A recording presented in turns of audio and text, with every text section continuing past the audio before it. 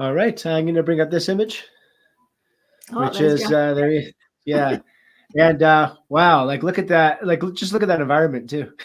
Yeah, it was a beautiful morning actually. So that one was again local to where I live, probably 15 minutes from my house, and I'd gone out with a friend and with Jack, and we'd gone to this lake, which I quite like to shoot. This would be probably, I think, sort of November time, so before the lake froze over.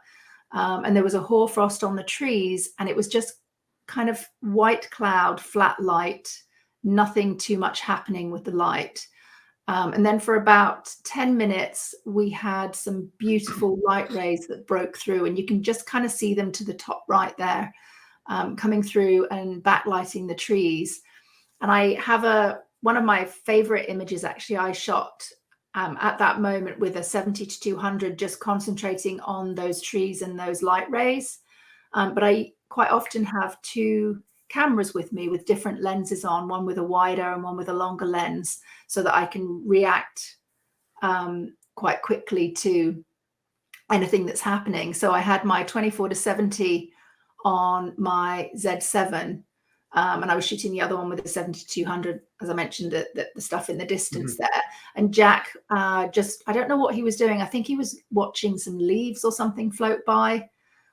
So shot this with the 24-70.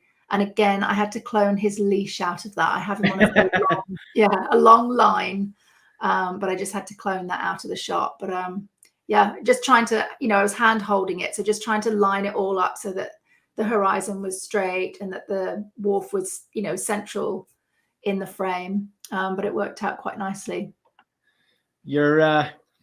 You're making me feel a lot better about being a husky owner and not having her listen. Now that I know you're cloning that leash out. Yeah, if people only knew what goes on behind the scenes. It's never easy.